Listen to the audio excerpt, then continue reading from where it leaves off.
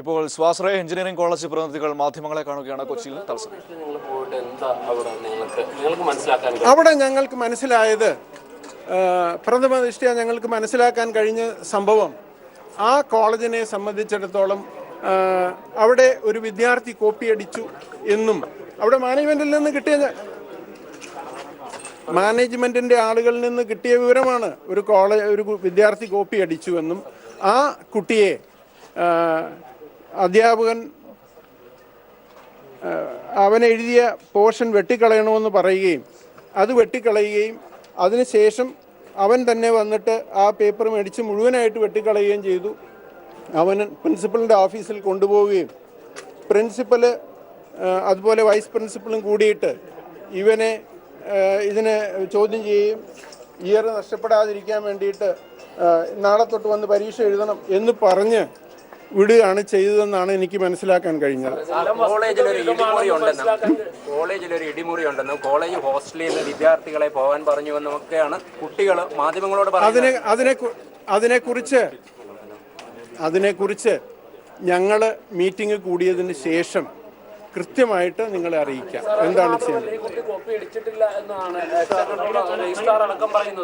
അതിനെക്കുറിച്ച് ഞങ്ങൾ പറഞ്ഞില്ലേ, കോപ്പി അടിച്ചിട്ടുണ്ടോ, ഞങ്ങൾ അതിനെക്കുറിച്ച് അന്വേഷണം നടത്തിയിട്ട് ഞങ്ങൾ അതിനെക്കുറിച്ച് സംസാരിക്കാം നിങ്ങളോട്. സ്വകാര്യ മാനേജ്മെന്റുകളെ സംരക്ഷിക്കുന്ന രീതിയിൽ നിങ്ങൾ ഇപ്പോൾ അന്വേഷണം നടത്തിയല്ലോ, അങ്ങനെ കുട്ടിയെ സംരക്ഷിക്കേണ്ടത് നിങ്ങളുടെ കടമയല്ലേ? തീർച്ചയായിട്ടും ഈ രാജ്യത്തെ ഓരോ യുവാക്കളെയും വളർന്നു വരുന്ന കുട്ടികളെയും സംരക്ഷിക്കേണ്ട ബാധ്യത ഞങ്ങളും നിങ്ങളും അടക്കം എല്ലാവർക്കും ഉണ്ടെന്ന് ഓർക്കണം. ഇത്രയും ദിവസമായിട്ട് നിങ്ങൾ അന്വേഷണം നടത്തിയില്ലല്ലോ.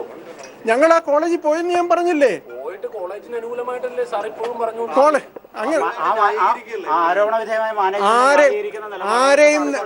ആരെയും ന്യായീകരിക്കുന്നതിനല്ല.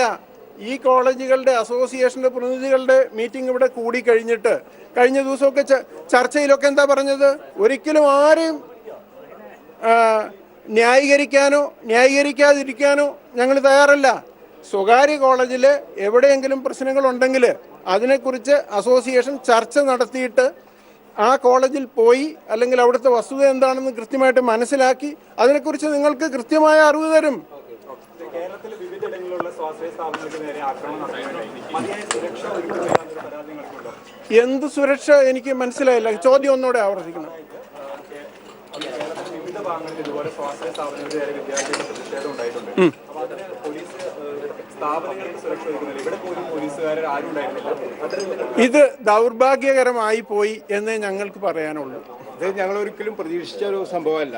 ഞങ്ങൾ മീറ്റിംഗ് കൂടുന്നതിന് മുമ്പ് വന്നൊരു ബഹളം ഉണ്ടാക്കുകയാണ് ചെയ്തത്. മീറ്റിംഗ് കൂടിയിട്ട് ഒരു മോശപ്പെട്ട പ്രവർത്തനങ്ങളോ അല്ലെങ്കിൽ മോശപ്പെട്ട തീരുമാനമോ ഞങ്ങളുടെ ഭാഗത്തു നിന്നുണ്ടായിട്ട് ഇത് ചെയ്തെങ്കിൽ ഞങ്ങൾക്ക് പിന്നെ മനസ്സിലാക്കാം. അപ്പൊ നെഹ്റു മാനേജ്മെന്റിനെ പിന്തുണയ്ക്കുന്ന നിലപാട് നിങ്ങൾ ഇതുവരെ സ്വീകരിച്ചിട്ടില്ല. ഇപ്പൊ വരെ ഞങ്ങൾ ഒരു കോളേജിനെയും എതിരായിട്ടും അല്ലെങ്കിൽ ഒരു കോളേജ് മാനേജ്മെന്റിനെയും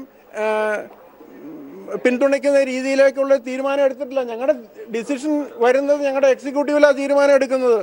സൂയിസൈഡിലേക്ക് നയിച്ച കാര്യങ്ങളെ നിങ്ങൾ എങ്ങനെ കാണുന്നു എന്നുള്ളതാണ് ചോദ്യം. സൂയിസൈഡിലേക്ക് നയിച്ച കാര്യം ദൗർഭാഗ്യകരമാണ്. അതിന് വ്യവസ്ഥാപിതമായ അന്വേഷണം നടത്താൻ ഇവിടെ സംവിധാനമുണ്ട്. അന്വേഷണം നടത്തിയിട്ട് കുറ്റക്കാരാണെങ്കിൽ അവരെ ശിക്ഷിക്കണം, ഒരു സംശയവും ഇല്ല. ഞങ്ങളതിന് കൂട്ടില്ല. കുറ്റം ചെയ്തിട്ടുണ്ടെങ്കിൽ അവരെ ശിക്ഷിക്കണം. ഈ സ്വകാര്യ നിങ്ങളെ പോലുള്ള കോളേജുകളിൽ ഇടിമുറികളുണ്ടെന്നുള്ള ആരോപണമാണ് വിദ്യാർത്ഥികൾ. സുഹൃത്തെ, അതിനെക്കുറിച്ച് എനിക്കൊന്നും പറയാനില്ല.